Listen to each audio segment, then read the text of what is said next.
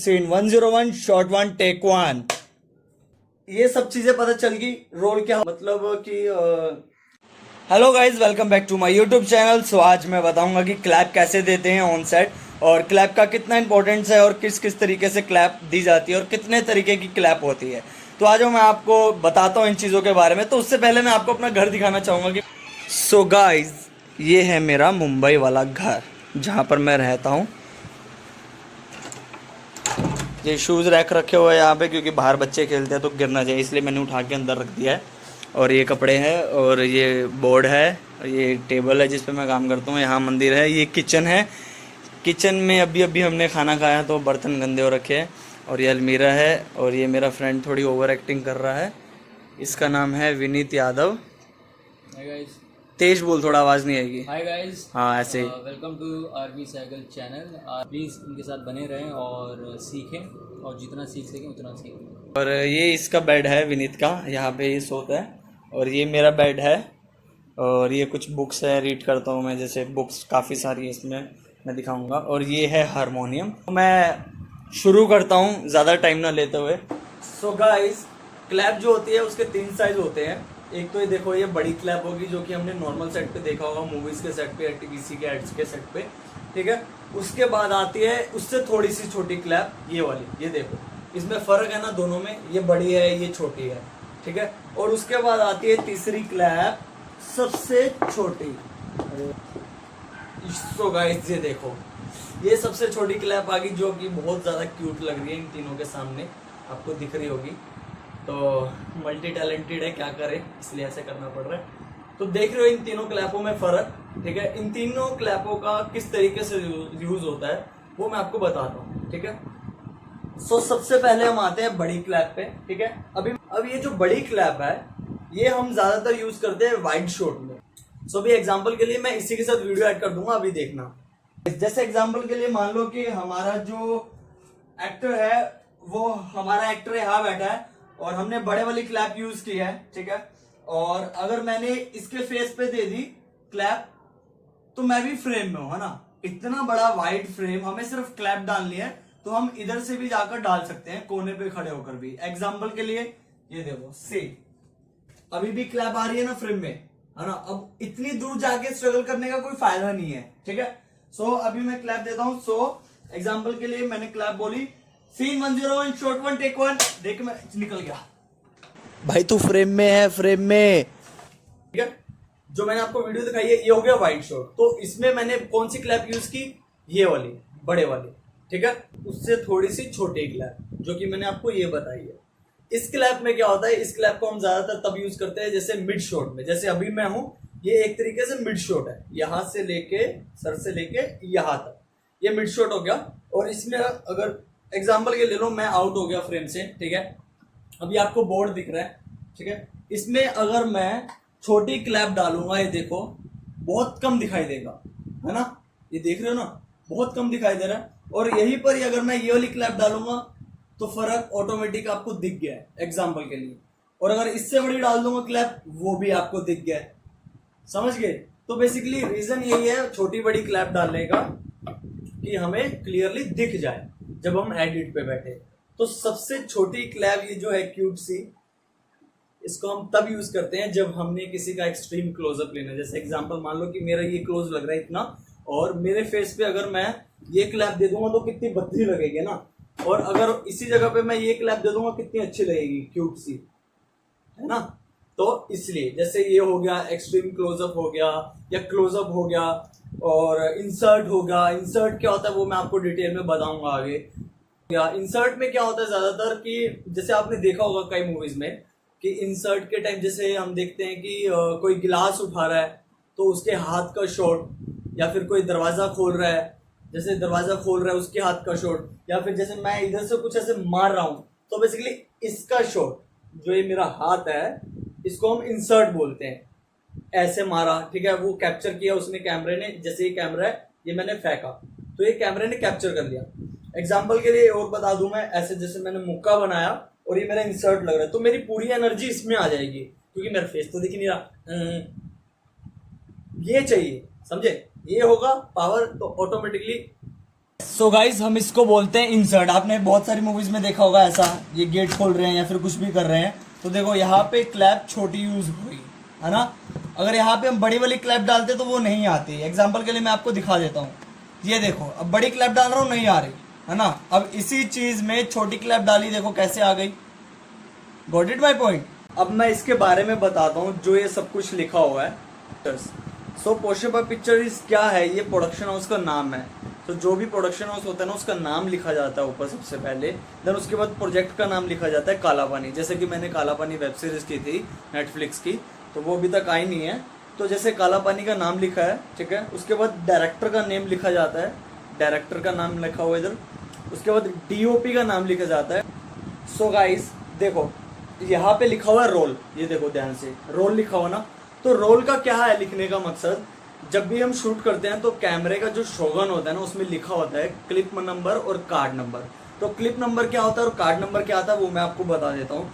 जैसे कि एग्जांपल 2000 है कार्ड नंबर और उसका क्लिप है जैसे 2001, 2002, 2003। तो इसमें एडिट में हमें बेनिफिट मिलता है कि हमें पता होता है कि ये वाला सीन इस कार्ड के इस क्लिप नंबर में है। जैसे हाँ, सो गाइस अब आता है सीन नंबर। जो सीन नंबर देखो ये लिखा हुआ है ना सीन नंबर, तो सीन नंबर में क्या होता है, ज्यादातर ऐसा होता है कि हम जैसे यहाँ पे शूट कर रहे हैं, ये सीन नंबर है 101 और अगर हम यहाँ इससे बाहर शूट करेंगे तो वो सीन नंबर हो गया 102। तो हर एक राइटर सीन नंबर लिखते हैं, ठीक है, ओके, इसका ध्यान रखना। उसके बाद आता है शॉर्ट नंबर। देखो शॉर्ट नंबर लिखा हुआ ना, शॉर्ट नंबर। तो शॉर्ट नंबर क्यों लिखा जाता है, शॉर्ट नंबर इसलिए होता है जैसे सीन नंबर हो गया 101, 101 के कितने शॉट है, जैसे मिड हो गया, वाइड हो गया, एक्सट्रीम क्लोज हो गया, मिड वाइड हो गया, तो ये सब चीजें लिखी जाती है यहाँ पे। तो देन उसके बाद आता है टेक, ये देखो टेक।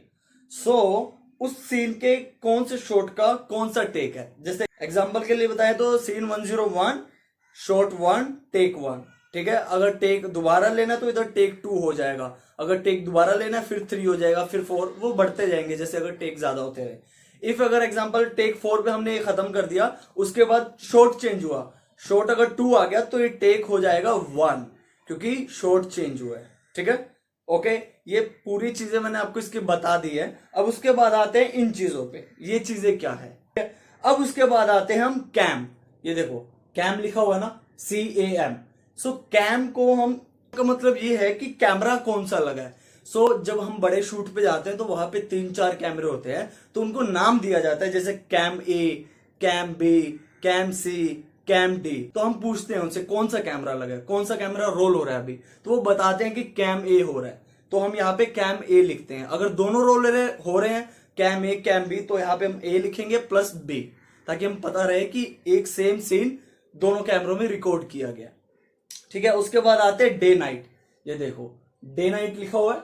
डे नाइट का मतलब ये है कि कभी हम डे में शूट करते हैं, कभी हम नाइट में करते हैं। कभी ऐसा भी होता है कि हम डे में ही नाइट शूट कर रहे हैं ब्लैक पर्दा लगा के चारों तरफ, तो हमें इतना अवेयर रहने चीजों को लेके, हमें पता होना चाहिए सेट पे कि हम डे शूट कर रहे हैं कि नाइट शूट कर रहे हैं, ठीक है।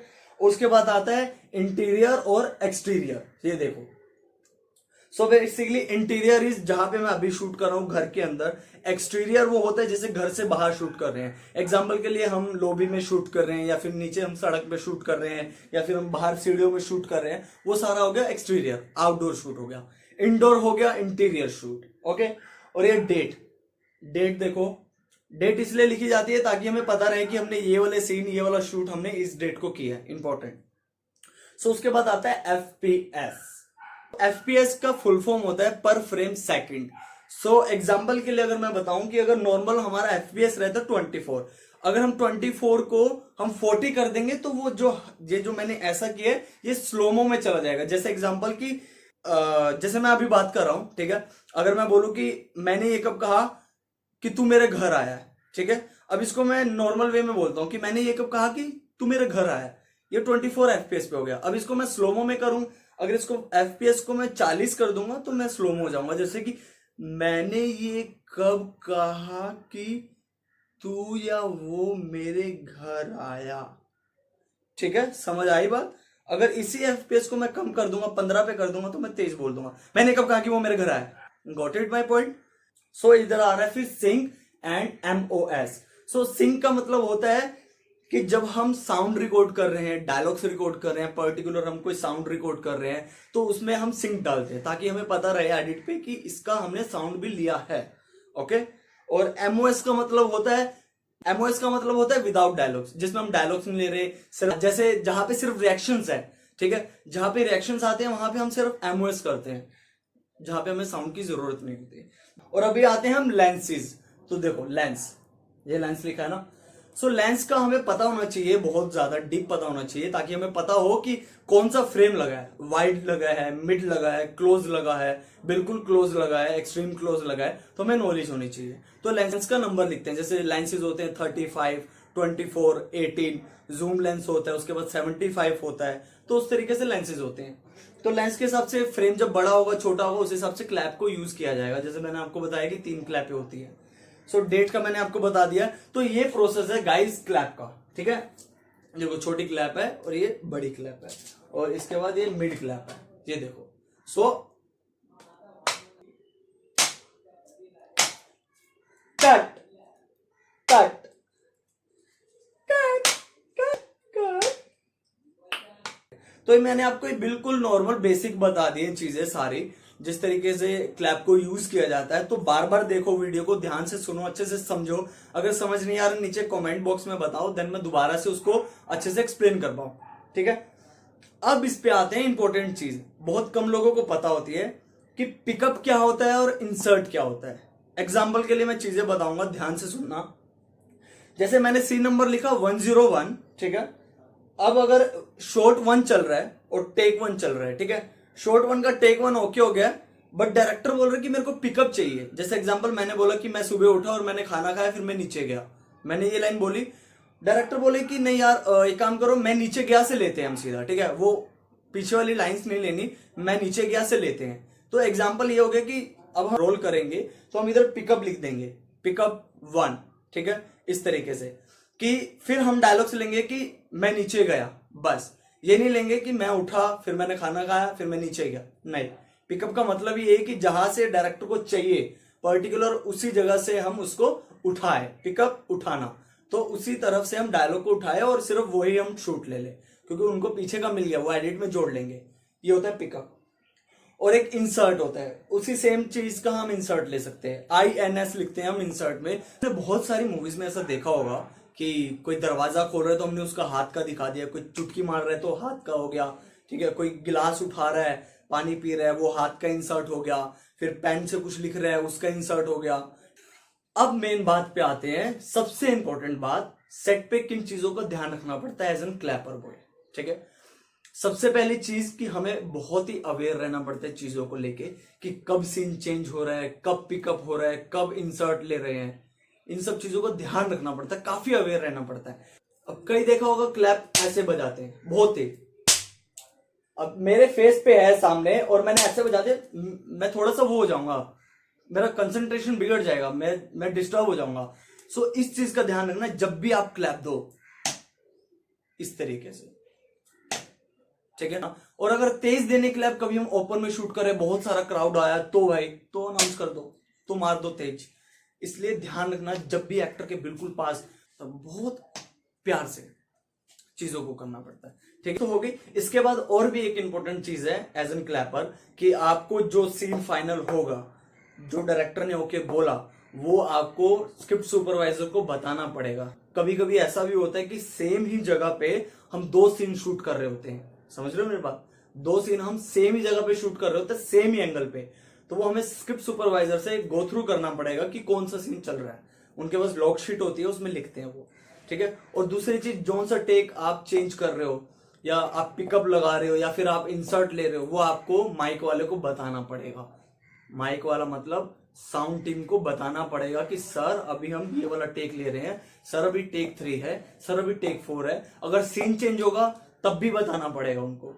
तो इन सब चीजों को अवेयर रहो चीजों को लेके। लैब के बारे में मैंने जितना आपको बताना था बता दिया, एज एन प्रैक्टिकल जो मेरा एक्सपीरियंस है, जो चीजें मैंने सीखी, और आप लोग भी सीखो, आगे बढ़ो और ये वीडियो जितना हो सके अपने दोस्तों तक पहुंचाओ, जिनको लिटरली अगर सीखना है वो मेरी इस वीडियो को देखो, सीखो।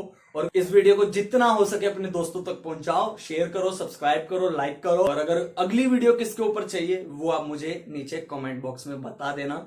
और जाकर मेरी ये वाली वीडियो भी देखो, काफी अच्छी है। जुड़े रहिए आरवी सहगल के साथ और ज्यादा से ज्यादा इसको शेयर कीजिए ताकि लोग आगे अपनी लाइफ में ग्रो कर पाए और आगे बढ़ते रहे। बस यही, मैं खुश हो जाऊंगा मतलब ना।